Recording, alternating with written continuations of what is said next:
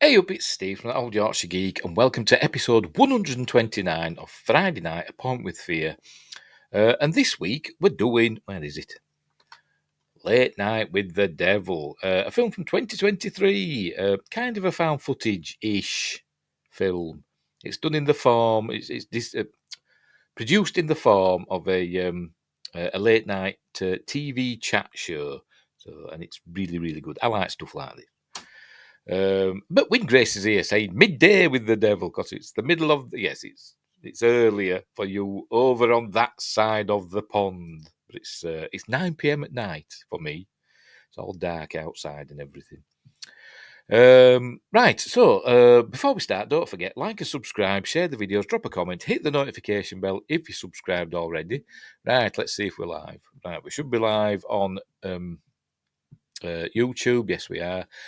What's my audio like? I've lowered my microphone down. I realised recently it's been really loud and stuff. I don't know if my microphone's on its way out or what, but I've lowered everything down, so hopefully you can hear me. Still hear me, but I'm not like blasting out. Anyway, we're live on YouTube. We should be live on Rumble. He says, yes, we are. We're live on Rumble. And we should be live on Twitch as well as, yes, we are. Right. Oh, are we? What's happened to me Twitch? Oh, there we go. There we go. Wingris says, okay here. Good. Because that's it. I don't know why. I think it might be something to do with StreamYards. I think they may have changed something. So I've had to lower the volume down on StreamYards, and I've lowered the volume down on my little box here, little box of tricks. But anyway, we'll see how we go. We will see how we go. Right, Late Night with the Devil. As I said, from 2023, written and directed by the Cairns brothers, Colin and Cameron Cairns. Technically it's an Australian film.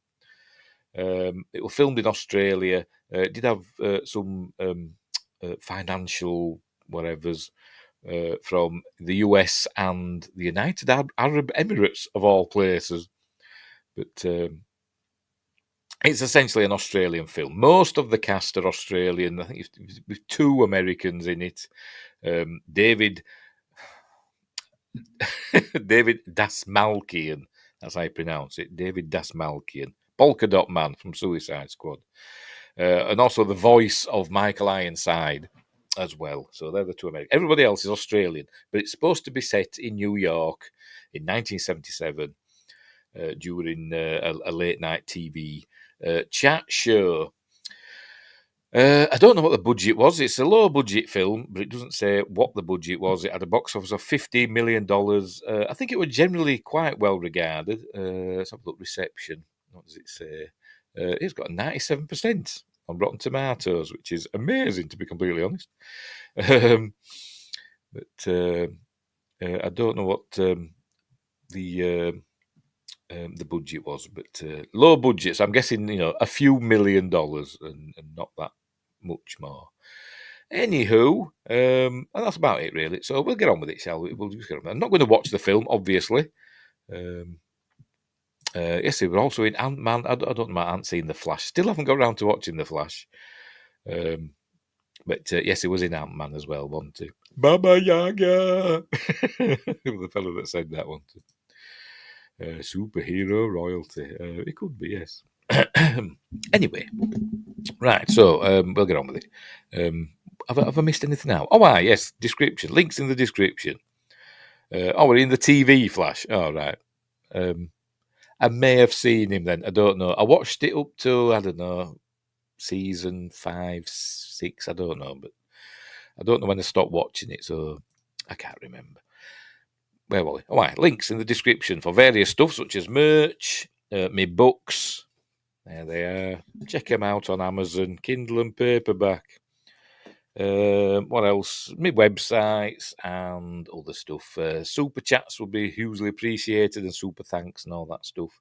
Become a member, and you get exclusive videos and early access videos and exclusive emojis in the chat and all that stuff. Right, we'll get on with it. As I said, we're not just going to watch the film because YouTube will go mental. We'll go through it in a series of stills, and I'll try and remember all I've learned about the film from IMDb trivia and the voluminous special features on the Blu-ray, which surprised me because special features are becoming, like rocking horse shit, aren't they?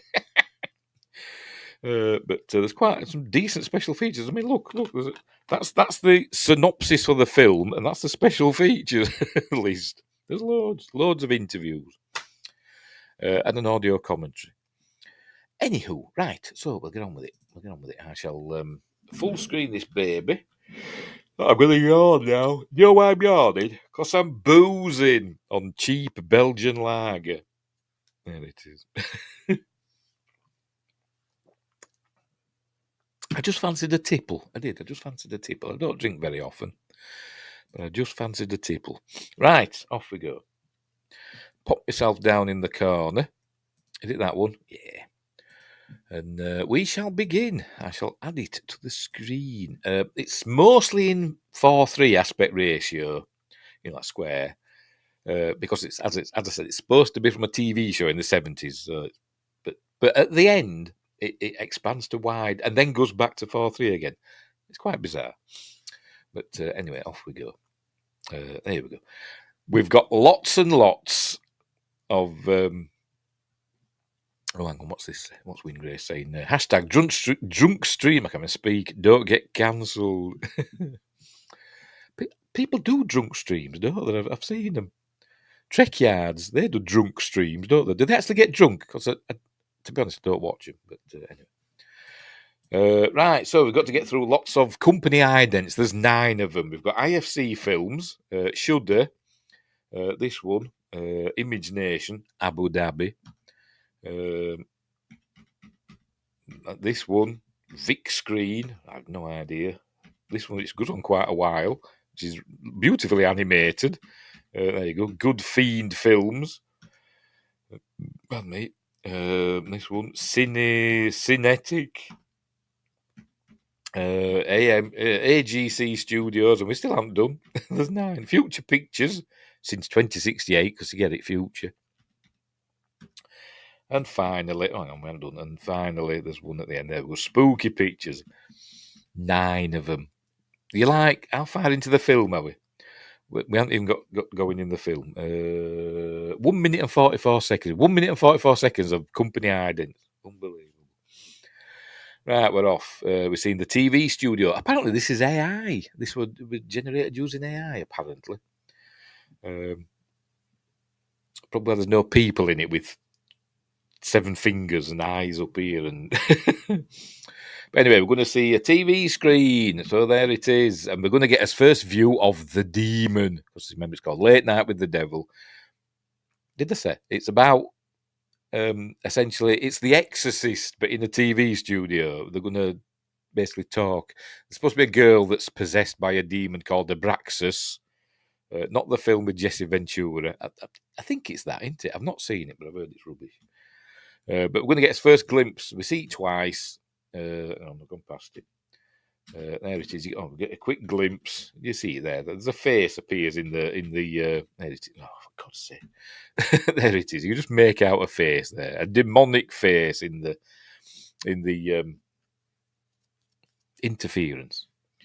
Right, so we're going to get a bit of backstory now, a bit of exposition about the 70s. We're going to say the Vietnam and unrest, civil unrest, and all that stuff, Watergate, blah blah blah. But they're mostly going to focus on the satanic panic and cults and stuff like that. They also mentioned the Grove, which is not too veiled reference to Bohemian Grove, but anyway. So we've seen there's about cults and stuff. So it's like the Church of Satan and all that. Anyway.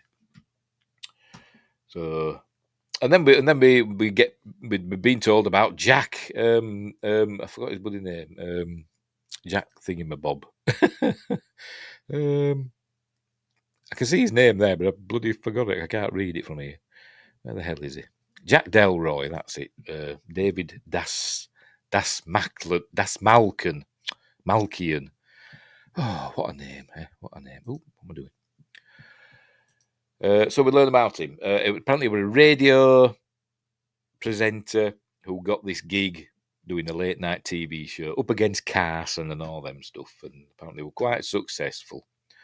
But then his wife got ill. We see. Oh, by the way, we're seeing all these little things that come back later on in the film. So we see they're doing like a Wheel of Fortune sort of thing, whatever you call it, where they win prizes. We see this skit all about cavemen. Oh, we return to all this at the end. So this is like Chekhov's skits that we see at the beginning. Says she's got a spider, a bird-eating spider in this box that's behind me. There. But it's gone missing. But so Gus goes looking for there, an Amazonian bird-eating spider. But it's not in the box, so Gus has to go looking for it. Gus is... Where is he? There he is. That's Gus. He's like the warm-up man. And the butt of many jokes. But anyway, so there you go. They're all having fun. There you go. Jack inks a 5-year deal with UBC owner, made-up company, Walker Bedford. We see this again later. Anyway, so obviously he's doing well. What's going on here? He married Madeline What's-Her-Face. Just let me find Madeline Piper. There we go. He married Madeline Piper, an actress, but she became ill. She got cancer. So hang on, where are we? There she is. But she became ill. She got cancer, and this is where we're learning about. He went to the Grove. It's like, a not very veiled reference to Bohemian Grove in California, where they do rituals and stuff. There we go. Remember, I don't know if this is an actual photo of Bohemian Grove, because they have got a big owl there. Remember, Alex Jones infiltrated it, didn't he, famously, and filmed the cremation of care ritual and all that. And they try and say, it's just like, a frat parties and stuff like that. It's just where rich people go and let off steam. Rich people like presidents and super elites. They're not going to let off steam. They're doing rituals and murdering people. But anyway, so that's that. And then it shows this a ceremony in the woods. This isn't Bohemian Grove. This is somewhere in Australia. They went out into the woods, filmed this right quickly. I went all Yorkshire then. Filmed all this really quickly before the park rangers or forest rangers could find them, throw them out. A bit of guerrilla filmmaking going on. Anyway, you can see they're all having fun. Look, there we go. Pies in the face. It's all fun and games, but then she gets ill. His viewing figures start going down and all that stuff. And there she's getting ill. But there's a sinister thing that we find out at the end about what happened. But anyway, she passes away. But then less than a month later, he's back doing his show again. And there we go. But obviously, it never gets his ratings back. Where are we looking? He's way down the bottom. That's there's Carson up at the top, and he's way down there. Oh, there he is at number 39. Guerrilla filmmaking. Is Mighty Joe Young in this? Oh dear. Yes, he is. No, it's in New York, so it'll be King Kong, won't it? Anyway, so then he started to try and get viewing figures back up. He started, doing more controversial stuff. It kind of became like a Jerry Springer type show. They ended up fighting in the studio and all that stuff. There we go. Arm wrestling a little person. And all that. I don't know. I don't know if she's supposed to be a lady of the night. I don't know, but she's kind of propositioning him. But we're going to see his first supernatural thing any minute now, if I can land on it. Anyway, so he's doing his decided to have this the final show he ever did, where he was going to interview a possessed girl, hoping that'll get viewers back. And here we go. This is it. I think we see. Remember, his wife's passed away. Several times in this film, you see his wife in mirrors in the background, stuff like that. I genuinely didn't notice them, but there's one that's obvious later on. But all these others I'd never noticed until I read about them in the IMDb trivia. So I went seeking them out. So I'll try and point them out to you. So anyway, we see she appears in this. Oh, there you can just make her out there. She's there in the TV screen, the monitor there. She's there standing behind him, a ghostly figure. We see those a few times in this film, and it's kind of spooky. And Justin 34 is here saying, hello everyone, happy Good Friday and Friday. Yes, it is the Holy Week, isn't it? It's Good Friday today. And obviously Easter on Sunday. I'm doing a special episode on Magnificent Mondays on Sunday, being Easter. I thought we'd have a look at King of Kings. Not the new one, not the new animated one, the Jeffrey Hunter version. Anyway, right, so where were we? Right, so it's telling us here. This is, by the way, we're listening to Michael Ironside's voice. It is a live TV event that shocked a nation. There, Michael Ironside's voice. Speaking from New York. Remember, it were made in. The film was made in Australia, and they didn't fly him out to Australia just to record. It recorded like, over the phone or the internet or whatever. So anyway, so it's telling us that we're going to see now the footage, the lost footage or whatever from that episode that aired. Late Night with the Devil. So there, we're off. Night Owls, producers Jack Delroy, Leo Fisk, director Steve Bridges, episode number 335, 31st of October. You got your dates the wrong way around, but never mind. 1977. Halloween night. So it is kind of inspired, this film, by the BBC Ghost Watch episode, which also aired on Halloween night, but in 1992. Only broadcast once and never again because of the complaints about it. People thought it were real.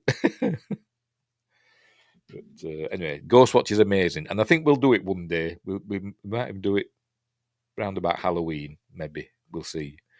It's really good, this Ghostwatch. Anyway, right, so we're off. We're off and running. Here we go. Right, so the show begins. There we go. On a Halloween special. All that stuff. They're all dressed up in Halloween clobber. And he introduces Jack Delroy as Gus. When something spooky is going to happen, the camera fritzes. Usually, I think this is just letting us know. Hang on, it's good. There we go. It does stuff like that when something spooky is going to happen, but nothing spooky happens here. Not that I've noticed, unless it's something I've missed. Maybe you can see something. I don't know, but I can't see anything in there. There is an appearance of Jack Delroy's dead wife later on, well, in about 20 minutes or so. I don't know how people noticed it. It's nearly as unnoticeable as the ghost at the end of the film, The Innkeepers. But I'll try and point it out to you. Just as I will try pop in on Sunday. Love King of Kings, but I have family stuff Sunday, but I will stop in. Do your family stuff, never mind me. But I appreciate it. I appreciate it, Justin. But go do your family stuff. That's important. Anyway, right, so here he's he's pretending to be a ghost and he's going to scare Gus.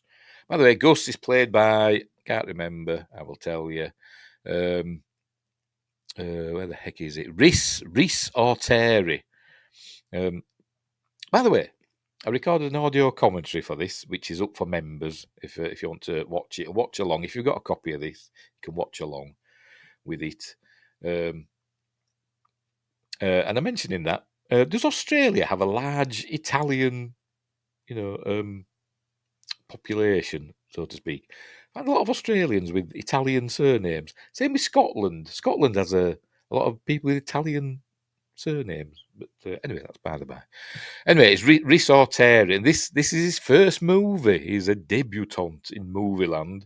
He did theatre and improv and stuff like that. And he got an email from I don't know if it was just a friend or his manager. He didn't have an agent, so it might have been his manager or something. I don't know, but he got an email from. Oh no, I think it just came from the production company, and he thought it was spam.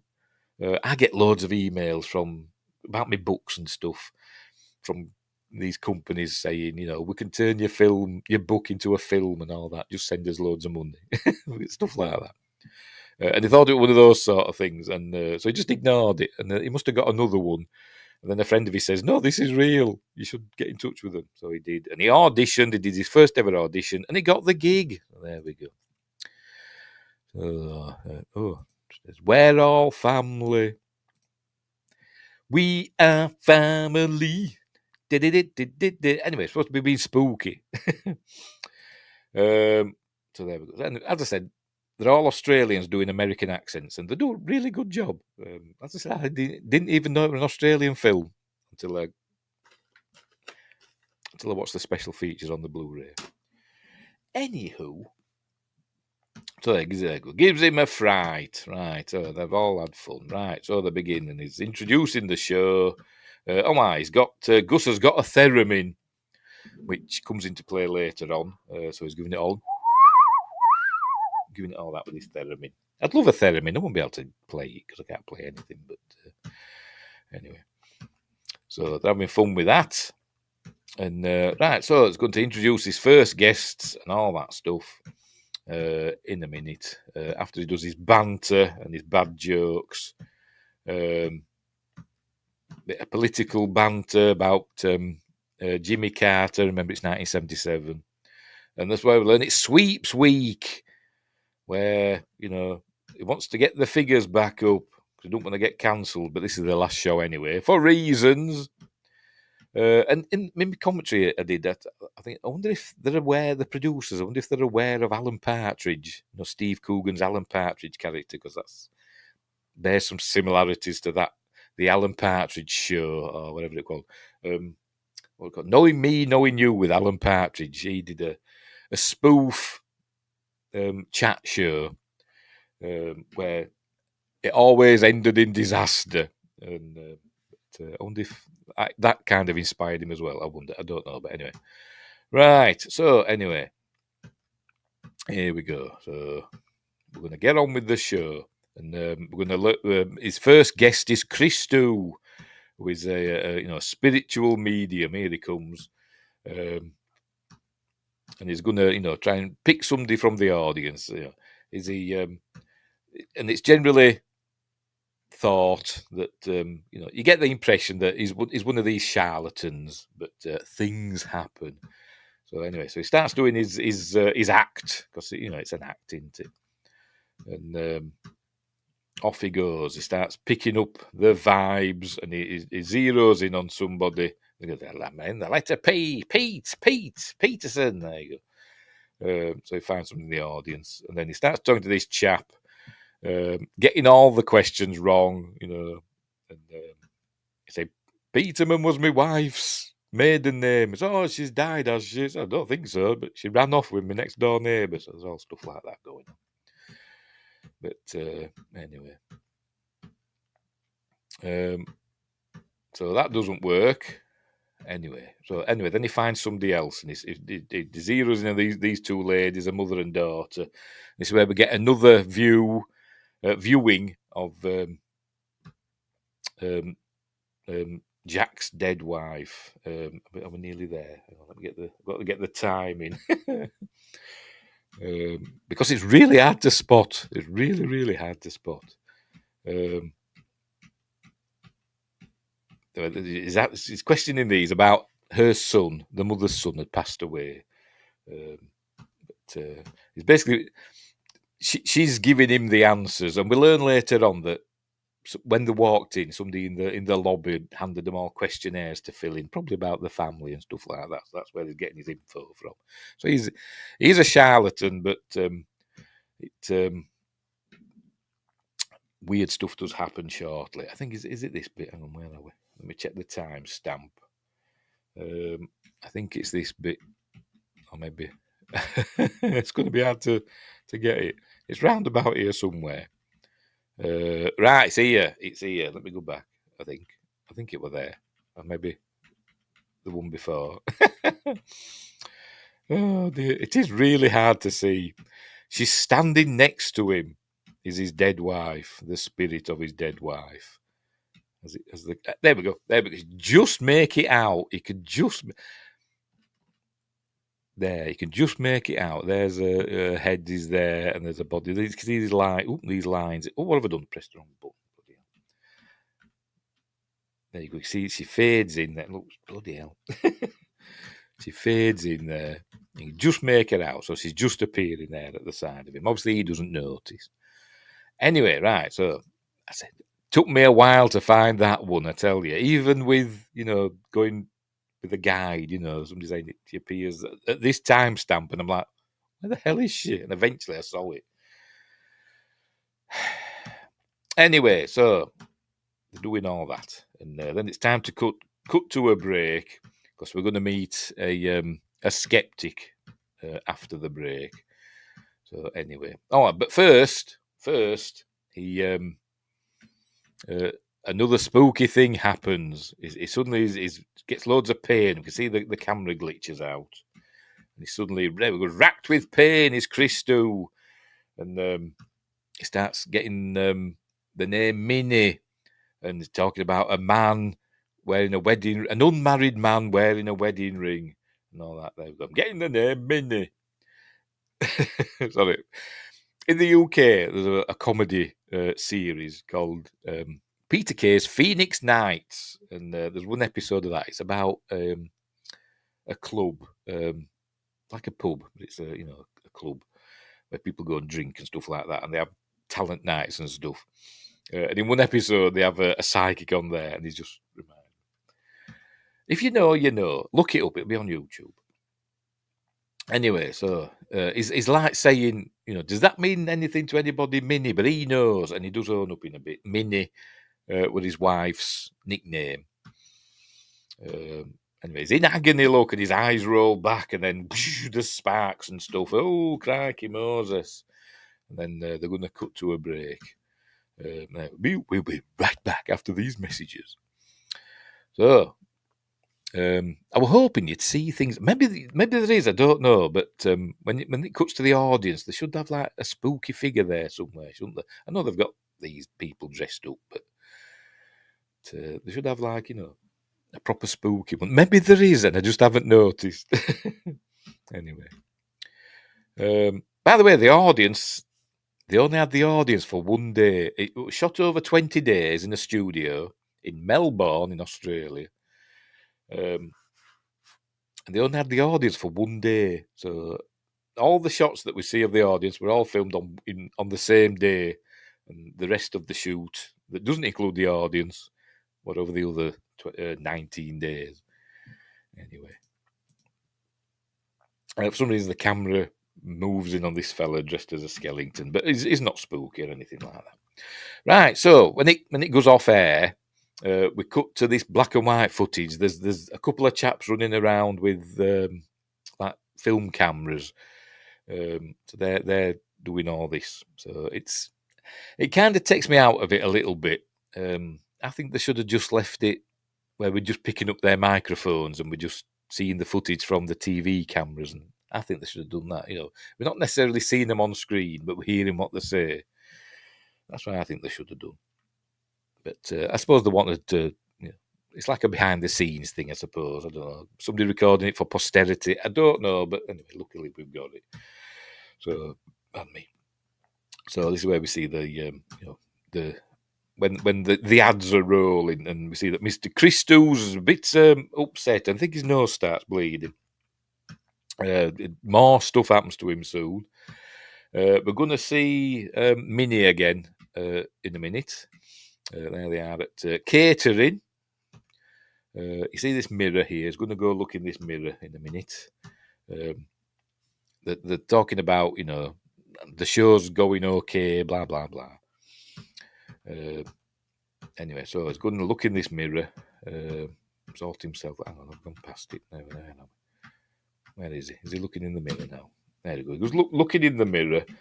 But as he walks away, we get another glimpse of Minnie as he walks away. She's reflected in the mirror. Obviously, he doesn't notice as they walk away. No, I've gone too bloody far now. There she is, look, there she is. There she is. I say, I've never noticed it first time. There she is in the mirror. Spooky stuff. Is that a leg? I don't know. But what's she up to? What's she up to? She's just standing there. Maybe it's supposed to be distorted. I don't know. Anyway, they're getting ready to come back on. And this is where we're going to meet Carmichael Haig. Is that right? Have I got that right? Yes, Carmichael Haig. Who is like a James Randi type. Debunker. Anyway. So, coming back on. Here we go. Ooh, they're back on air. Hey, welcome back.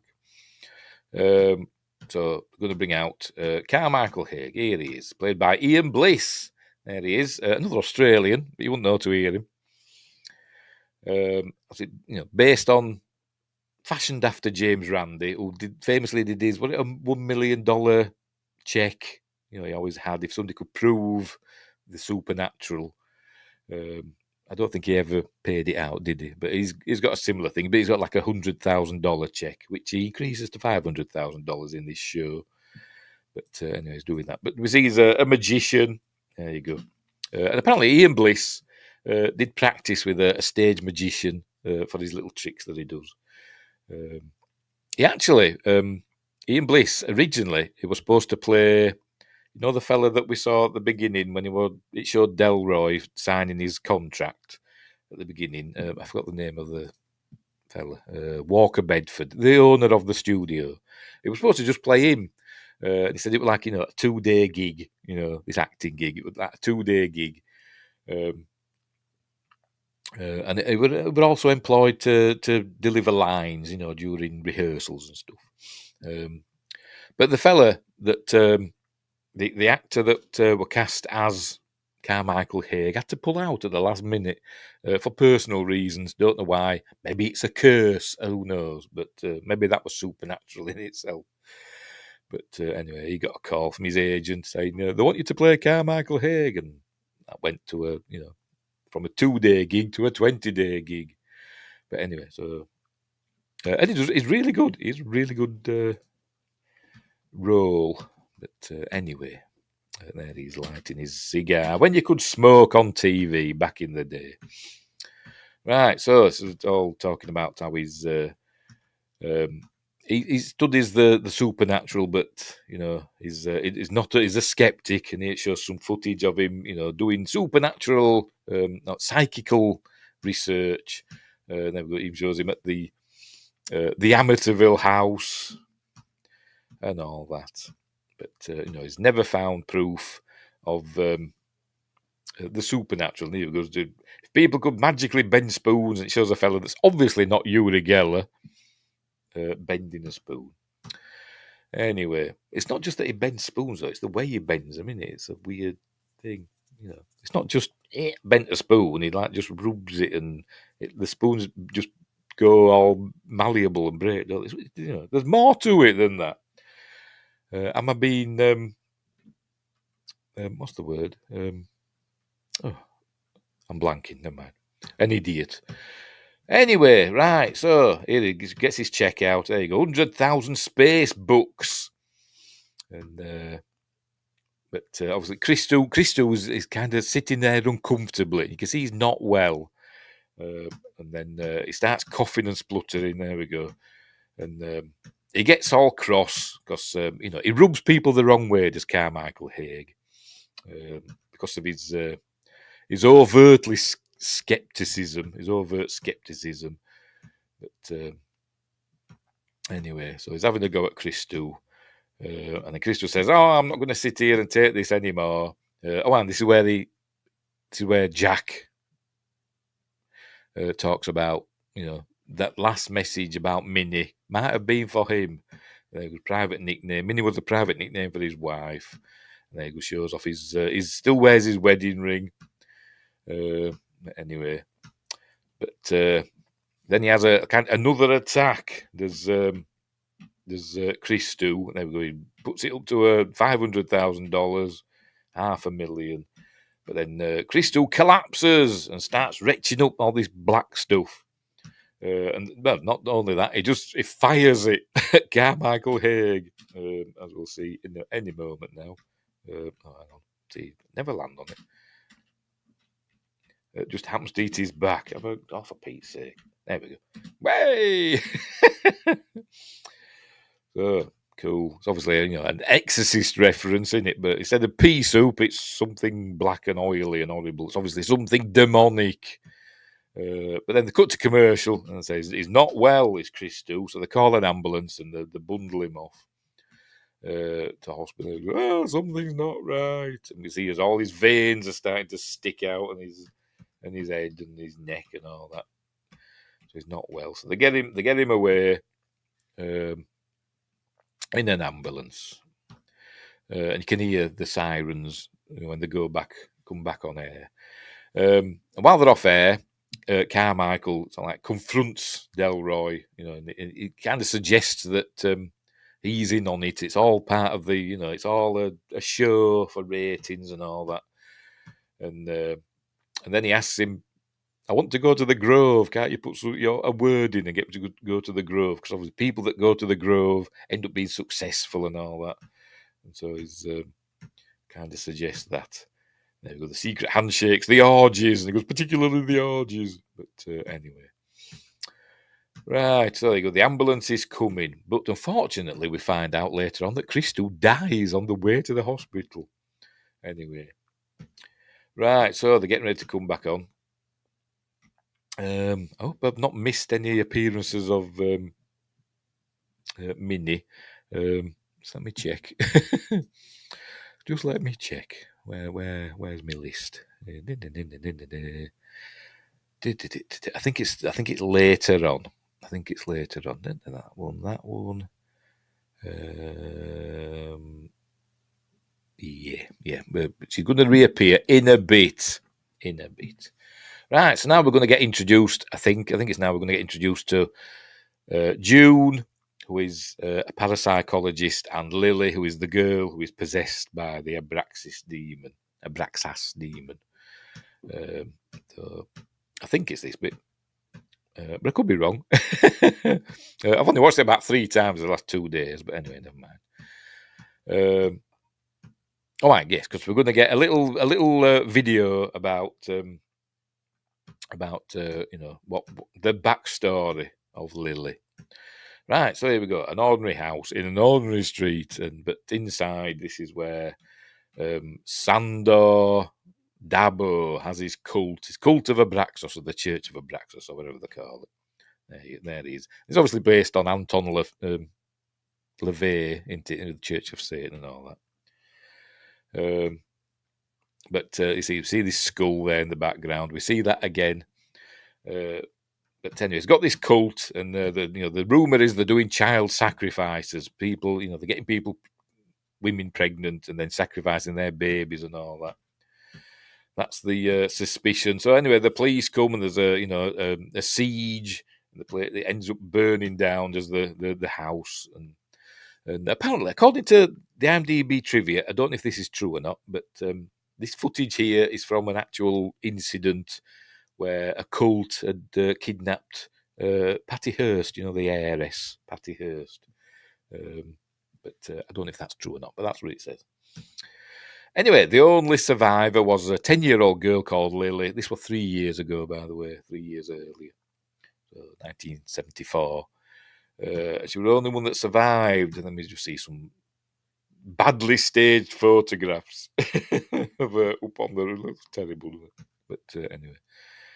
And this is June, who's the parapsychologist, who's helping Lily. And anyway, so there we go. So we're going to introduce them now. Here they come.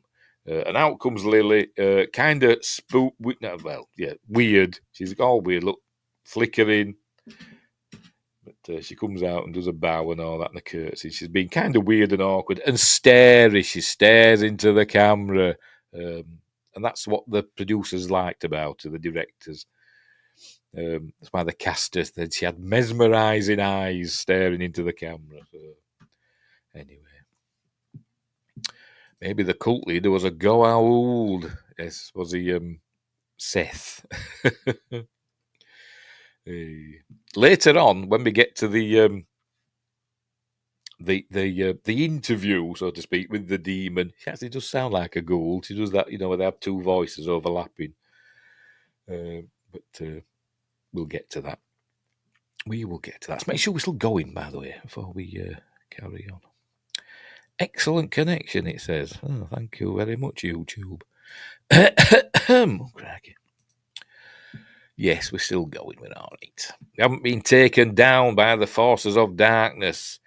Anyway, I'd say she's kind of creepy. That's the way to put it. She's kind of creepy. She's a bit too jolly and all that. But anyway, and mature beyond her years, and etc. Right, so there you go. She's staring. They're going to cut to a break, and she's staring at camera. And there we go. More to come.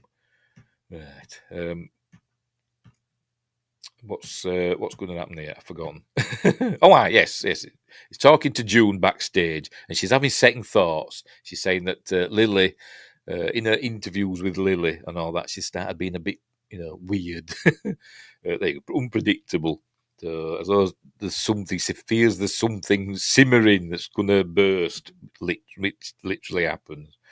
But we also see that they're in a relationship now with these two. They've obviously got to know each other over the last couple of months or something. So they're in a relationship. And But anyway, so she's having second thoughts. But he talks, he says she'll be all right. But and this is where we learned that Christou's died on the way to the hospital. Some kind of hemorrhage in the ambulance. So anyway, and I think somebody found my sack. Where is it? Oh, it came on and it's gone now. It came up there. Somebody see my sacrificial dagger. Anywho, and during the break, Carmichael Haig is asking the mother and the girl, when Christou were talking to him, asking, about did anybody ask you any questions before the show? And then it's where we learned there was a questionnaire. Somebody in the lobby, a production assistant gave him a questionnaire, which does happen, doesn't it, with these clairvoyants? They do get a lot of information from these questionnaires that the audience fills in. I was in, well, why I've got to fill in the questionnaire? I'm going to see a psychic. You're frauds, that's what I'd be saying. Anyway, right, so here we go. So they're bringing the artifacts out. This is the only artifacts that were recovered from the burning building. And in one of the artifacts, that's where we're going to see another appearance of Minnie. Anyway, right, back on air.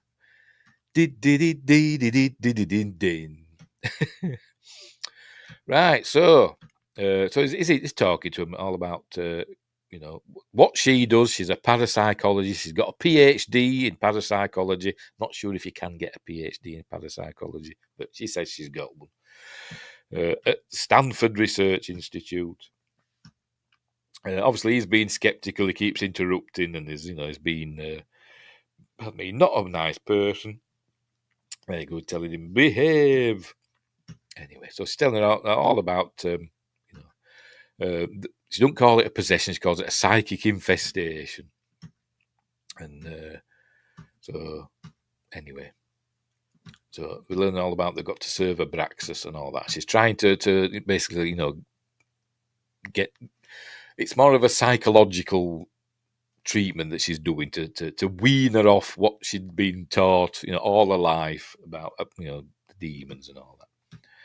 Anyway, we've seen these are the things that were brought from the house and the school, and the sacrificial dagger and the notebook and whatever that is. I don't know what it is, but we do see something in that soon. I hope we haven't seen it already. We see it in a bit, I think. Anyway, so I think it says, but first off, it goes through a bit of play acting, does Carmichael. It pretends that there's a force controlling him. But anyway, they're all gullible. Anyway, there's talking about Abraxas is where the word abracadabra came from. I don't know if that's true or not. I don't know. But anyway, so I think it suggests. We learn that she says that she calls the demon inside her. She calls it Mr. Wriggles because it wriggles about in her head when it goes in and out. But that's kind of a reference to Captain Howdy from The Exorcist, in it, or I suppose Pipes from Ghostwatch. Kids always give these forces, innocuous names, don't they? But anywho, got to keep an eye on this because his wife's face appears in it at some point. I can't remember exactly when. But yes. In the studio, they start hearing the noise of the theremin. We'll have a little listen. I got it, Jack. There we go, like that. Just starts playing by itself, and we get the flickering of the screen, and it can't turn it off. It starts getting zapped. Look, with the cool special effects. By the way, the visual effects budget for this film apparently were $100,000. Luckily, there aren't that many of them. But anyway, so it's getting really loud. This might be it. This might be it. I've got to go through it a bit at a time, or is it later? She appears. She's going to appear. That's not her. Or is it? It might be. It might be in a bit. It might be in a bit. Oh, the glasses shatter. The glasses start shattering. It might be after this. We're going to get a close up on the table in a minute, because Carmichael goes up and unplugs the theremin. And is it before he does that? I don't know. Let me just check. Got to go through it a frame at a bloody time to catch it. Or it might be when he comes back.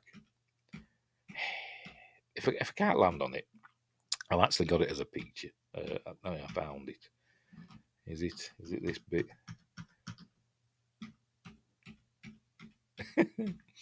Anyway, so he's saying, it was a theremin feedback through the PA system. She's saying, no, it was Mr. Wriggles, and he's been all, sarcastic with her. But anyway, come on, we see her in that black thing? Oh, you can't see it's behind me, but when we land, when we see it, I will point it out. Is it this bit? I don't think it is. Oh, hang on, we're getting there. Bear with me. Hang on. Got to go through this frame at a bloody time. Where is he? I don't bloody know. Anyway, so I think he suggests, Carmichael suggests that, why don't we talk to Mr. Wriggles? And June doesn't want to do it. She's kind of going to hypnotise her to speak to Mr. Wriggles. And she's saying she's all for it, is Lily. She's called Lily Dabo, by the way. So she's got the same surname as Zando Dabo, the leader of the cult. So is she his daughter? Was he her father? I'm not entirely sure, but anyway. So there you go.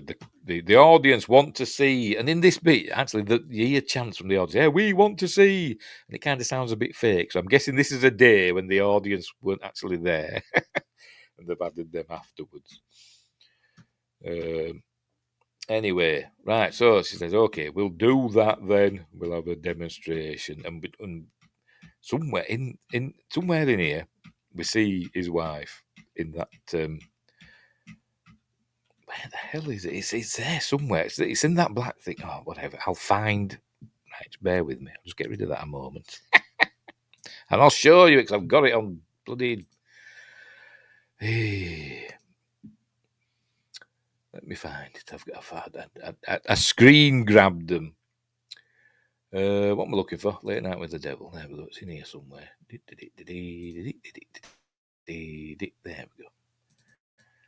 we go. So, it's photos.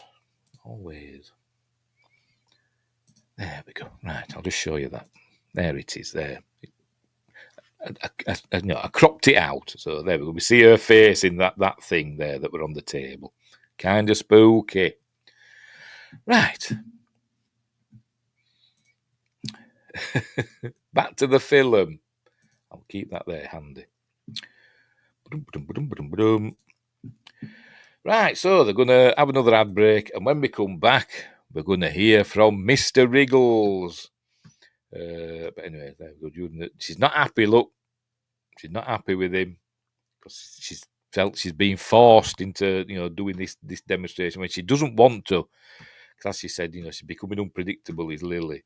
But anyway, they bring a chair out and they tie her down and everything for reasons. Gus is not happy. I think we see...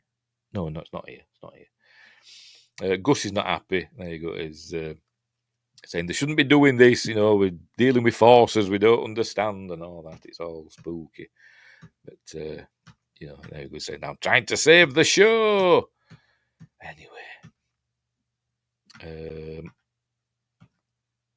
So he knows about Christou, that Christou's dead, and the word is getting round that the psychic fella died, and some of the crew actually walk out. A couple, not many, a couple of them. We're just told, we don't see it. We're just told that some of the crew have walked out. But anyway, so they're getting ready to do this interview with the devil or a demon. By the way, they talk about Abraxas, but June, the parapsychologist, says she doesn't think it's Abraxas that's actually possessing Lily. She thinks it's one of Abraxas's servant demons, a minor demon. I don't know if that's true or not. I have no idea, but anyway. Right, so off they go. She's gonna hypnotise her and get the demon to come out, Mr. Wriggles to come out. So right, this is what's happening here. There you go. She drops down, and when she comes back up again, her face has changed. Her eyebrows have gone. Why do possessed people not have any eyebrows? I don't know. But there we go. Camera goes doolally. Because spooky things are afoot. And here she comes. Hang on. Here she comes with a scary face. That's that basically.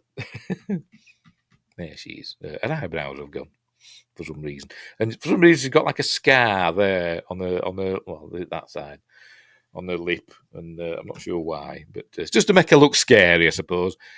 And I also think she looks a little bit like Jack's wife, so maybe that's the demon doing that. I don't know, mocking him. I think Jack's wife's trying to protect him, but from the evil. But anyway, there we go. See, she's got a weird scar, but it doesn't stay; it disappears. So I'm not sure why. Just make her look, demon. They're going for the Exorcist thing, aren't they? But in the Exorcist, they even buggered it up in the Exorcist sequels, didn't they? With Reagan, she had all these scars on her face. But if you watch the behind the scenes, she didn't get the scars because she was possessed. She got the scars because she scratched her own face, didn't she? But anyway, there we go. She says, she says, "Hello, Jack. Good to see you again." The voice of the demon, because it's got a demonic voice. Are you ready? We go way back. There you go, like that. She sounds like a Goa'uld, doesn't she? A bit. But there you go. We go way back. The tall trees. So this is where they've done something at the Grove with this demon, haven't they? So that's where, the demon met Jack before, because stuff happened at the Grove that we find out later on. Anywho, the demon starts mocking June, saying that that Jack's previous wife, the demon calls her a whore. Jack's previous whore died, and then it starts mocking her. There you go.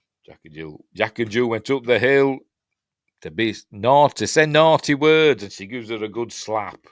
There we go. That's enough. There we go. But her face is going to change again in a minute to a scary face that kind of reminds me a little bit of, I forgot her name, the girl from Fright Night when she became a vampire. Can't remember. There we go.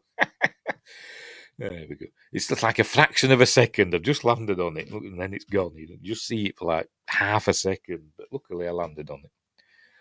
But then she gets some amulet out and starts chanting something, demon be gone and all that. There we go. Fade retro, blah, blah, blah. It's laughing at her. But eventually she does become normal again. But then we see some more special effects up in the rafters and all that. But there you go. She's back to normal now with the bloody nose. Anyway, right. So he's not impressed, is Carmichael. He still thinks it's all an act. But obviously Gus is not happy. But anyway, I think we're going to cut to another break. And they can't, for some reason, they can't undo her straps, and Jack has got to get the sacrificial dagger to cut her out. Anyway, all right. We learn that the producer wants her to come, to become a regular on the show, but obviously she's not impressed. They get Lily out of the chair.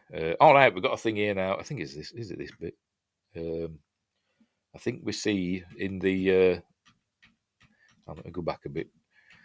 In that TV, or is it later? It might be later on. In that TV in the background, we see Minnie again. Is it this bit? Or is it? It might be a bit later. The producer's basically telling him, do your job or you're fired. It might be later. Here we go. He tells Gus tells Carmichael about that Christo's dead, and then in the background here we get a very faint image of Minnie. Minnie appears any minute. There she goes. Oh, there she goes. Did you see her? She was there. Hang on, let's go back again. Frame at a time. There she is. There we go. You just make it out. Look there. Just make it out. She appears there in the TV. How do people notice this stuff? I don't know. But anyway, right. So they're getting ready for. I think it's supposed to be the last part of the show now. They're supposed to have somebody coming on, a singer. They're supposed to have a singer coming on to take them out. But they're going to go to something else and try something else out. Carmichael's going to hypnotise Gus, by the way. He's going to show that, it's all an act. It's all a stage show. And he's going to hypnotise Gus. Which gets a bit weird. Anyway. Right. So, off we go. They're back. That's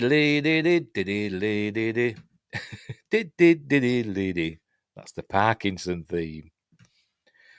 Anyway, so they're saying everybody's okay, but he's going to say, Carmichael, I'm going to prove that it's all, an act, because I'm going to hypnotise a volunteer. And so he says, come on, Gus, you're volunteering. So off they go. He's going to hypnotise Gus now. And this is where it gets a bit weird, because it's kind of suggesting that everybody watching this film now is going to get hypnotised and see something on the film that isn't really happening. Anyway, so he sits him down and he suggests that he's got worms coming out of him. He gets his big watch out and then it starts going all, there we go, woo, like that. That's probably the most expensive visual effect in the film. I'm guessing it's CG. I don't know. It might not be. It might be an actual thing. I don't know. But anyway, we see that Gus takes his jacket off and he says he's getting really hot because he's hypnotised him. He's talking to him about worms and he says, "You hate worms." And I don't know if he hated worms to begin with, or if now he's just hypnotised to hate worms. But anyway.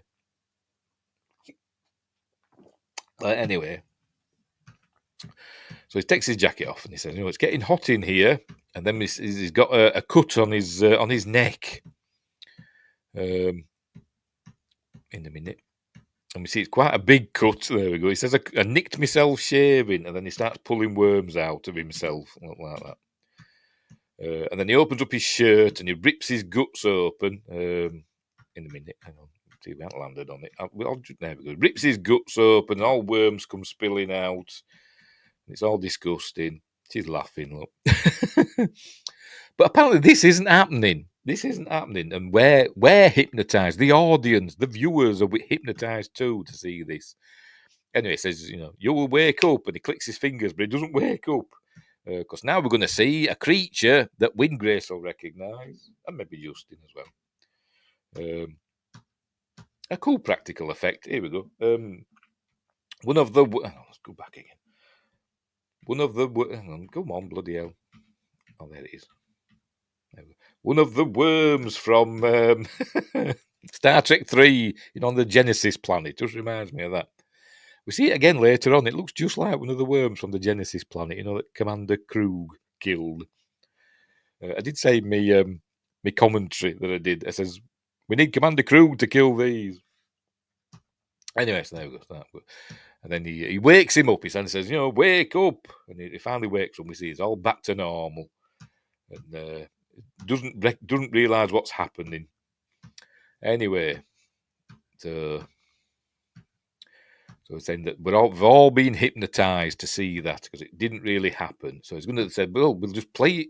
We'll play it back then. We'll play back the footage to show that it didn't really happen. So here we'll play it back. And things have changed. I think Carmichael says something that he didn't actually say first time round. But it shows in this footage that he doesn't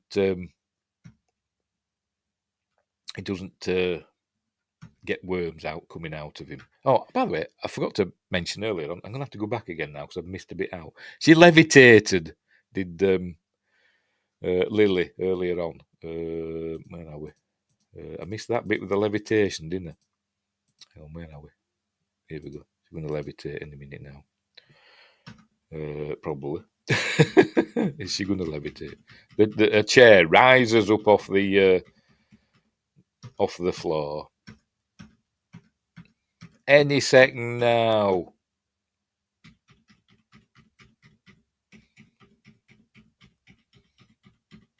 Come on, do it. Need to show the audience that I'm not lying. Because I forgot to show you earlier on.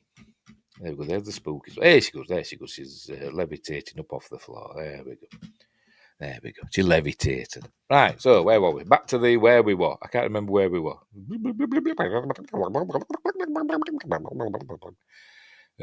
Right. Do him. All these worms coming out and all that stuff. And then they're going to read. There we go. They're going to watch it back. There we go. Lining it up. We're going to watch it back. On the playback, and we're going to see that it doesn't happen. It doesn't happen. It doesn't. His guts worms don't spill out of him, and all that stuff. And so he says, there you go. It didn't really happen. We were all hypnotised, even you and me. But then Lily says, well, why don't we just play back the footage of what happened to her? So I said, okay, then fair enough. And we see that in that footage, we still see that she did change and all that stuff. And we do see some other stuff as well. There we go. We're seeing that, and we see somebody appear. We see Minnie appear behind Jack. I don't think you actually notice it here, but he says, "Hang on, go back again." So he obviously saw something, but it's not actually there. There you go. He says, "Go back a few seconds," but we didn't actually see it. And then he says, "Go back a frame at a time." And then we see that Minnie's standing behind him. It's super obvious. Any second now. Oh, can you see it in? It's going to show it now. There she is. She appears behind him, going with a hand on his shoulder. But then we see a the actual hand on his shoulder. I wonder if that's, a mistake or something. Or could they not afford an effect to make it look spooky? Or did they just think, we'll just make it look like a real dead hand? I don't know, but anyway. So, and then it's gone. So he's like, what the? So he's seen his wife's ghost. Anyway, now it's all going to kick off. It's all going to kick off now because the demon's going to make its appearance, its final appearance in the climax. By the way, they've sent the singer home. They said, we'll bring the singer back another time. She's got a name, I can't remember. But Carmichael Haig's saying, it's all a con. You're all conspiring with each other. It's all a load of rubbish. But then suddenly, here she comes. Hang on. All the lights go out. There we go. And she stands up and all goes electrical stuff and all that. Here she goes. There she stands up and electric comes through everything and all that and blowing into the air, etc. Just I would be out. I'm not messing with demons. Me neither.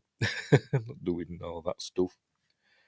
Bad enough without, seeing things. I think I saw the Resident Ghost the other day.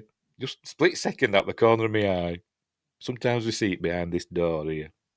And I think we saw it the other day. First time for ages. I'm getting the chills now, but anyway, whatever. Right, so here we go. Getting to the climax of the film now. There we go. She's sparking and doing all this stuff, and the demon's going to come out. Her head's going to split in half in a minute. Here it goes. There it goes. Head split in half, but not in a gory way. And she's going to start taking everybody out now. Poor Gus. Gus comes along. The power of Christ compels you with his little crucifix. But she just twists his neck round. Are you ready? There we go. Poor Gus. The shadow people.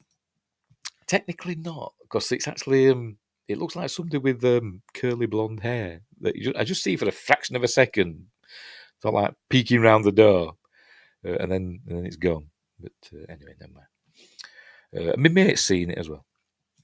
But poor Gus has been killed. And then she turns her attention to June. June gets levitated and gets her throat cut, I think by a necklace or whatever. So there you go. So that's poor June's caught for it. Then Carmichael gets up and said, I promise to serve you, O Satan, or Abraxas, or whatever the hell he says. Does it show it in the subtitles? Not that bit. Hang on, where is it? There we go. And perform thy unholy bidding. So as soon as it all kicks off, is the first one to turn into. Anyway, Wingrace is saying, it was me. I was looking for chocolate. I've actually got 2 tubs of, like Christmas sweets in there, unopened, and I'm really tempted to open them, but I'm not going to. Anyway, so Carmichael's saying he'll join the demon, and he gets the check out. I don't know why he gets this check out. He's going to buy his way, give the money to the. I don't know, but she just burns the check. There we go, and then sets him on fire as well. And this bit reminds me of Colonel Breen from Quatermass and the Pit. I don't know if that's another homage that they're doing, but she burns him to death. She burns Carmichael Haig to death. It's Colonel Breen from Quatermass and the Pit. That's what I think it is. Have I missed anything? Missed any appearances of what's the face? No, I think that was it. Yes, I think that was it. I think that was the last time we saw her with the hand on his shoulder. Anyway, guy was gonna pay an entrance fees. Yes, he was trying to buy his way into the kingdom of hell. But anyway, it's all kicking off, and then it's going to go weird now. I think it goes widescreen now. It goes in a bit. It goes widescreen. There we go. We zoom in on her. I think this is supposed to be the demon taking over the transmission, just like the Outer Limits. But we're going to get another view of the demon face here now. I think it's here. It's going to come out. There it is. It comes out of the interference. I'm guessing that's supposed to be the demon. Station. Then it cuts to other footage from other shows, stuff that we've seen earlier. Remember the we see Jack. Stuff we saw earlier from his previous shows. Now we see Jack looking confused, saying what's going on here, but it's other things that we've seen in a minute. Because we're going to go to the Wheel of Fortune. Oh, we'll do this first. The caveman thing. He says, what's going on? And he walks off, and then we see. There you go. Her that had the spider suddenly brings out a bucket with the Genesis planet worm. I think it is. It looks just like it. I wonder if it's. I don't know, but anyway. So that, and then he sees his wife. I've missed a bit, haven't I? We see an old couple with that Wheel of Fortune thing, but that's changed into the spiral from Carmichael Haig's watch. Might have missed it. Let's go back again. Is it after that? No. Where the hell is it? It might come. It might be afterwards. Then it might be afterwards. Or is it in between this? Because it's really quick. No, it might be after this bit then. Who knows? Anyway, whatever. So there he is. He's back with his wife there before she passed away, and then it all melts. Look, it's melting. Oh, there we are, back with the Wheel of Fortune. They're hypnotising us. It's the penguin's umbrella, isn't it? Anyway, so he's shouting. Oh, by the way, it's gone widescreen. I've just noticed. Is this where it goes widescreen? Is it just this bit? Wasn't widescreen before, was it? I can't remember. No, it wasn't. Oh, it is there. Yes, it is there. That's it. It's gone widescreen for a bit. But then he looks to camera and he starts saying, turn off your TVs, turn it off. He's gone all Tom Atkins at the end of Halloween 3. Turn it off. Stop.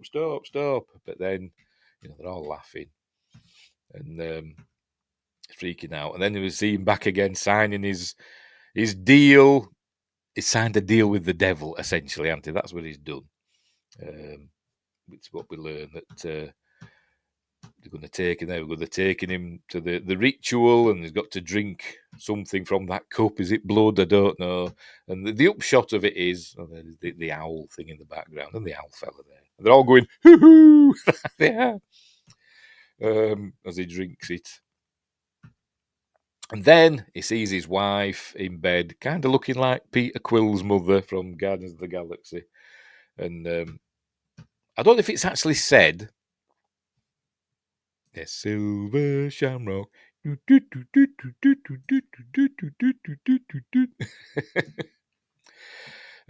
were we? I don't know if it's actually said in so many words. It might be. I might have missed it. I don't know. But it's at least suggested that he sold his wife's soul, because she was dying anyway. He sold his wife's soul to the devil to get the success that he craves. So obviously he's... they told you could have it all, be number one, but you had to pay a price. So it's her soul that is the price. And he's like, no. They say, your soul belonged to them. So her soul would be sold to the devil. But he says she wants to be put out of her misery. And remember the sacrificial dagger? You are correct on the deal. All right, okie dokie. Brings out the sacrificial dagger there. Do one last thing for me. And end her pain. And he stabs her with the sacrificial dagger. There we go. And then we cut. And he stabbed Lily. And then it just ends. The camera pulls out. So I'm not exactly sure what happened. Did all the supernatural stuff happen? Is this? I'm not sure. Because obviously, Gus has still had his head twisted round. He's all burnt. June's there with the throat cut. So did all the supernatural stuff actually happen? Or did we just thought it happened? You know, like what happened with Gus and his worms and all that? Pardon me. Did Delroy just have a psychotic break and kill everybody? I don't know. Or did he sacrifice Minnie? Not Minnie, Lily. Was that what she were there for? Was that part of the ritual? She had to die, and he was the one that had to do it. I have no idea, because the film ends. There you go. Dreamer here, awake. So is that to us? So we're out of the film. We're not hypnotized anymore. We're seeing reality. I think we hear sirens approaching. It's kind of a bit like the end of Alan Partridge. Remember Alan Partridge's show? Knowing Me, Knowing You with Alan Partridge. He killed somebody in the last episode. He shot him by accident. And at the end of that, you hear the police arriving. It's like, oh, the police are here. Oh, and on that bombshell. But anyway, this is kind of like that. End transmission, it says there, behind my fat head. But it also says, hang on, where are we? So it is done. It's like you can't see it for me. I'll just get rid of it. It says, so it is done. Amen or whatever, isn't it? Justice says, I like this movie. I think it's really, really good. But it's my bag. I'm a found footage fan. I like found footage films, and this is technically a found footage film, I suppose, isn't it? It's in that style anyway. So there it goes. It ends. And, there we go. I don't think anything happens at the end. I don't think there's any post credits thing or anything. I think does the screen go again at the end? No, don't. I thought it did. Doesn't. So there we go. That's the end of Late Night with the Devil. A really good film. I really like it. It's one of these. It's a slow burn, but it's a really well made. As I said, I'm going to call it found footage. Really well made found footage film. Although I'm not keen on the bits in between the ad breaks. Or the bits in the ad breaks where it goes to black and white, and I don't think they should have done that, but never mind. And it was nice seeing the appearance of Minnie in the background, even though I didn't notice them before. Just says, "You ever see the Blackwater Vampire?" Yes, I think I've got it over there somewhere. I think I've got it over there. Yeah, that's a good one. That's a good one. Is the Blackwater Vampire? I've got loads of found footage films over there. So that is one of them. It is one of the better ones, I must admit, is the Blackwater. Some of them are terrible, aren't there? Some found footage films, but that's a good one. Kind of reminds me of the Blair Witch. It's been a while since I've seen it, though. But yeah, it is, because they're off in the woods, aren't they? And once it kicks off in that film. This was fun, says Win Grace. Yes, it was. So anyway, I'm just gonna hang on. There we go. There's the. Just make sure we got them all. All the appearances of Minnie. There she is appearing behind him on the TV screen. There she. Just make her out there. Don't know how somebody saw that. There she's in the mirror. There she is behind him, and the spooky hand on there in the thing on the table, and on the TV monitor in the background, and that's it. So there we go. Oh my God, you are awesome. Only be the ones who've seen it. I think it's quite a famous one, isn't it? Blackwater Vampire. I think I've got it. So let me check. I'm sure I've got that one. Excuse me, princess.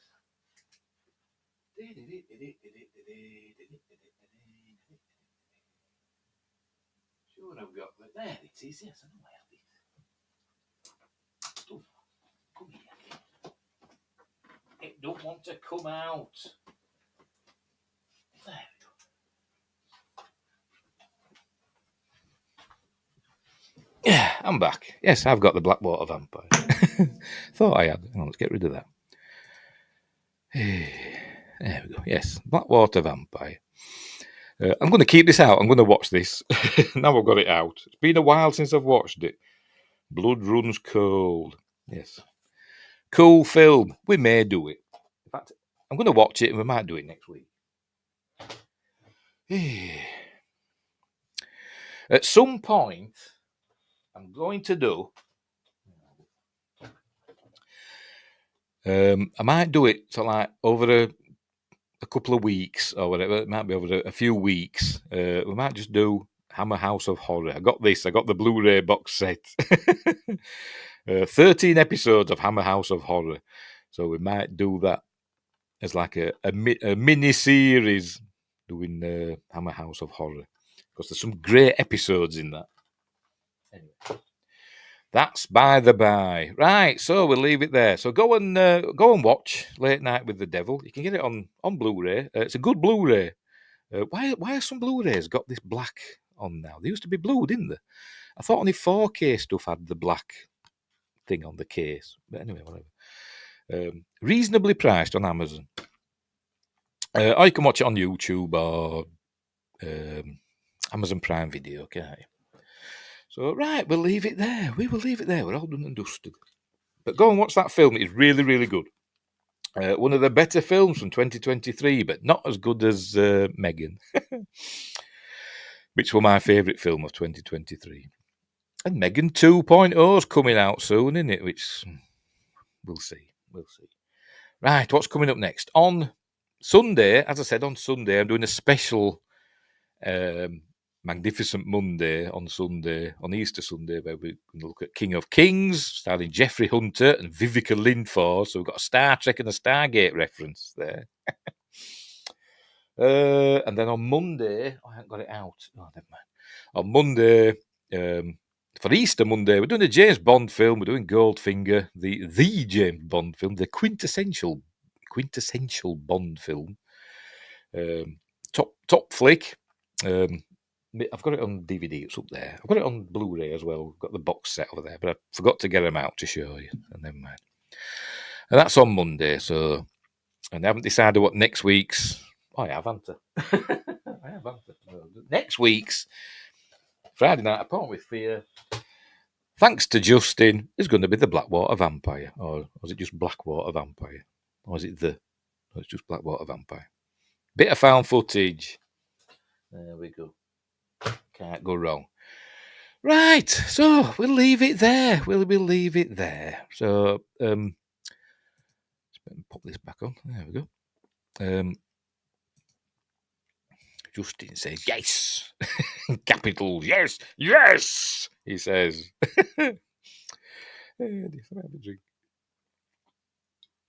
Of my cheap Belgian lager. Right, so we'll leave it there.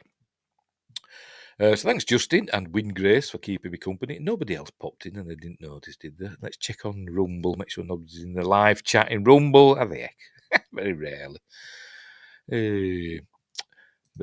Right, so we'll leave it there. We will leave it there. I'm sure I forgot something. Oh, don't forget to like and subscribe and all that stuff. And check the description for stuff like merch. I keep saying I'm going to do another Appointment with Fear design, and I keep forgetting.